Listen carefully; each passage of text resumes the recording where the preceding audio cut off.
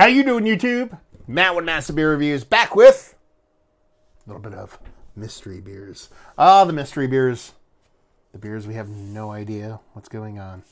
Yeah, my favorite kind of beers. This beer comes courtesy of Chris. Thank you very much. He loaded me up with a second round of mystery beers. He just rejuvenated the series not too long ago and wanted to keep it going because motherfuckers are slacking. You gotta send me the mystery beers. Man. Because, anyway, whatever. The deal. What's the deal here? I drink this beer. I talk about it. I have no idea what it is. No clue. No idea other one I can see right now. It looks semi-dark, not super dark. That's all I know. How do I know that? Because other people prepare them for me. I don't, these aren't from my personal stash. I don't, ask people for specific beers. They just unload beers on me, and then I drink them and I talk about them. So this is not, Daddy's first mystery beer. This isn't, I have 50 beers in my fridge. Wifey, pick me out 4. And I'll drink them, and I'll talk about them like I don't know what they are. This is uber blindness. So here we go. Ooh, big hiss on that sucker. So what do we have? Ooh, could be a porter. Could be a porter. Big hiss on the dough. So it might be a sour porter. Something that went sideways, but it had a nice big pop on it. I'm guessing there might be lactose or something in there because it has like a super creamy, kind of extra tinge of white kind of head to it. Super tight Quebec bubbles. Malted malt ball colored head. A little Dirty Glass Mafia wrapped around a rich dark. So it definitely has porter vibes to it. Milk porter vibes to it. Let's see if we can get a nose on her. Guess what? She has milk porter vibes in the nose. Yeah. Rich, robust, maltiness. But in kind of like a semi-sweet chocolate kind of way with a, milk vibes. Milk porter, milk stout kind of vibes going on there. Nothing too crazy. There could be a little bit of extra. There's a bit extra to it. A bit of extra sweetness outside what I'm construing as a lactose thing. It could not be a lactose thing. We're not even to the taste yet, so hold your horses on writing that shit in pen. But there's an extra sweetness to it. That could be something else. A syrup, or I don't think it's a barrel, but a syrup or some kind of you know what I mean by syrup, like a maple syrup, some kind of added additional sweetness to it outside of lactose realm, in the malt realm. So, but I'm giving it milk porter vibes off the get. Yeah, she smells like maybe maple. I don't know why I'm leaning maple now. Is there maple in there? I don't know. Gotta taste it. Cheers.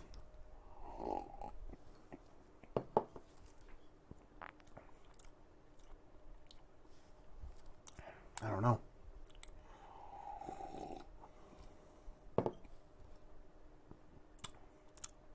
I still don't know.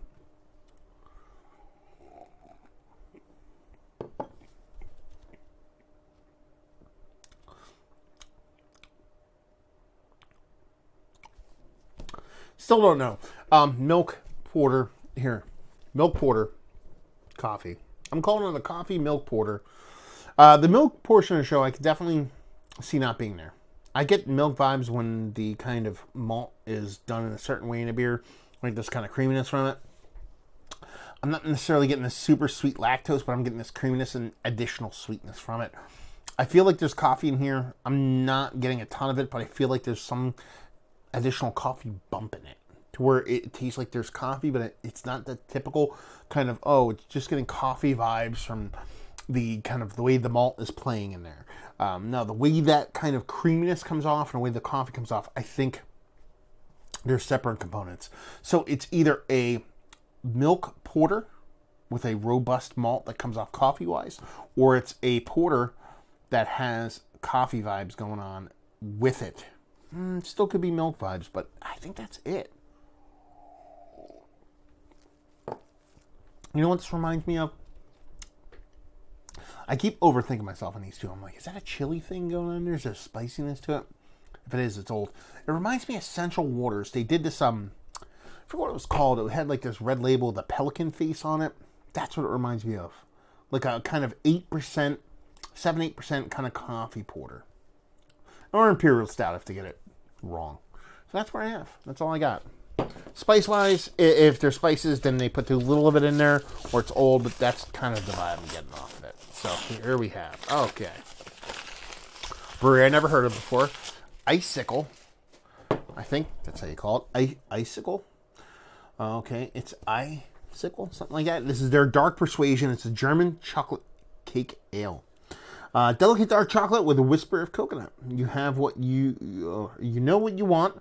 Go ahead and indulge. You can finally have your German chocolate cake and drink it too. There's no need to be nervous. This wickedly deep, full flavored and desired, with provocative aroma and smooth body. This is certainly the darkest of 50 Shades of Risque. 6.5%.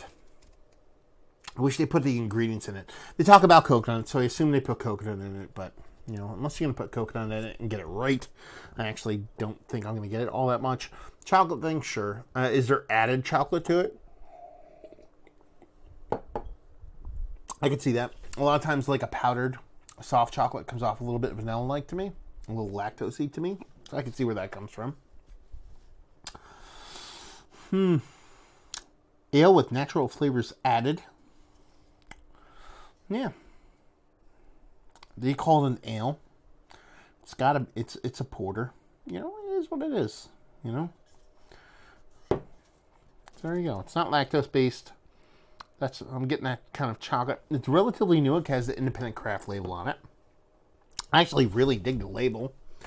It just works for me. And yeah, you know, not a bad beer. Washington Born. Yeah, not a bad beer. It's kind of like, you know, a chuggable dark beer. It's actually really well made. Let's put it that way. Why am I fucking hesitating on that? It's really well made. A lot of these lower ABV malted beers, and this is kind of, this is a porter to me. You can kind of get in your export stout level because of that creaminess in there, but it's more kind of like a rich porter or export stout. Let's put it that way. Excuse me. I get this bittering astringency metallic thing from them. Zero from this. So it's made really well. I'm getting that chocolate off there, and now that I hear it, it's kind of like, if I huff, let's put it this way. If you give me a box of Cocoa Puffs, and I smell them, all they smell is vanilla. So like a soft kind of creamy chocolate comes off as vanilla for me. So the lactose thing kind of works for me. The coffee thing was just a shoot from the hip kind of thing they had going on where I was like, it's kind of like, I'm just guessing it's in kind of like an older coffee or beer, but again, like I said, it could have been a roasted malt. The coffee is coming off that way, so it's a nice beer.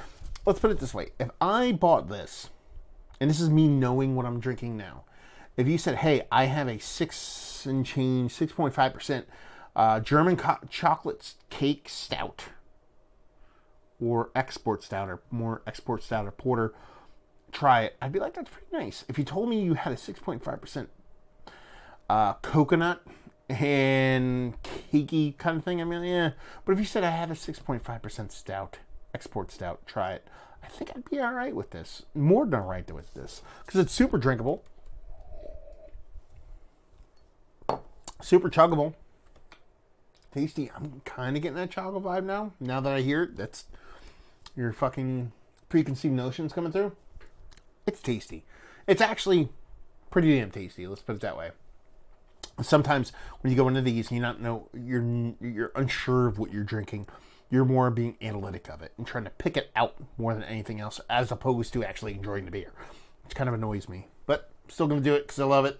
Anyway, let's talk about it. It's one of the better sub 7% dark beers that I've had as of late. That's non-soured. Let's put it that way. Actually, yeah, it's pretty tasty stuff.